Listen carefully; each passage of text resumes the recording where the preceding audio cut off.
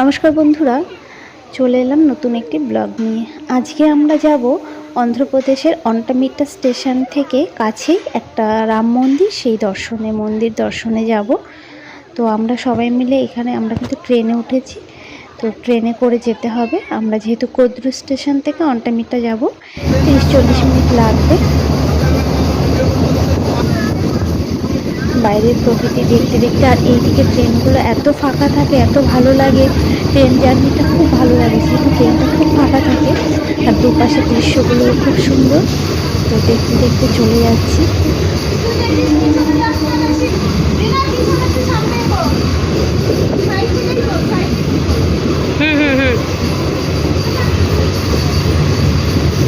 আমরা একটু ফটোও তুলছি, আবার যেহেতু ফাঁকা ট্রেন রয়েছে নিজেদের মতো করেই যাচ্ছি।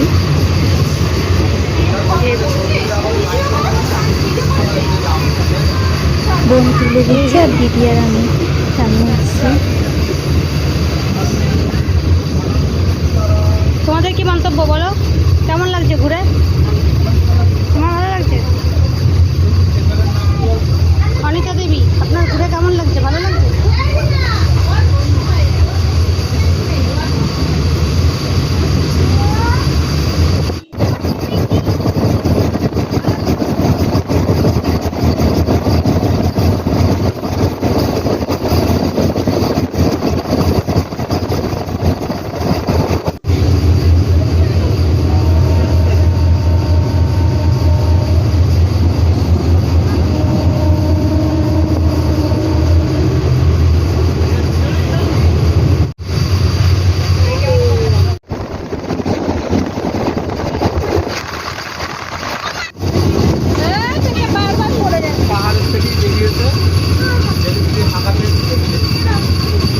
দেখতে দেখতে আমরা অন্টামিট্টা স্টেশনে পৌঁছে গেলাম, নেমে গেছি। এখান থেকে এখন এই যে অটো ধরে এবার আমরা এখান থেকে অটো ধরে যাব। অটোতে 5 মিনিট মতো লাগবে।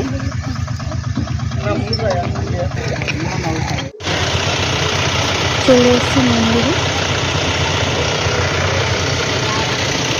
এই মন্দিরের পরিবেশটা এরকম।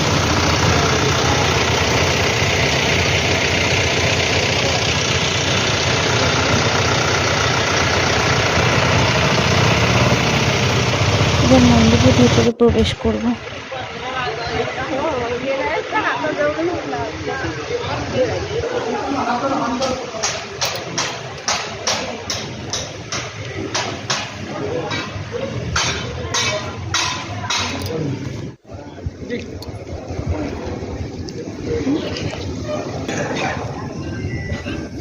এটা মন্দিরের ভেতরে।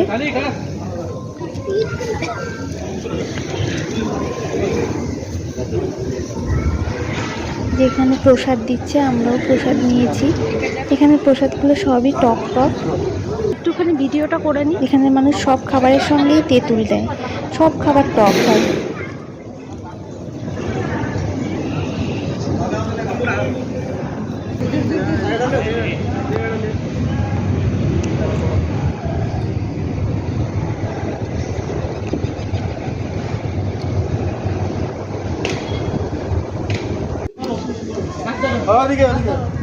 একটু দেখে আসি কি আছে। কিচ্ছু নেই না, নাই ঘরের কাজগুলোই দেখে আসি।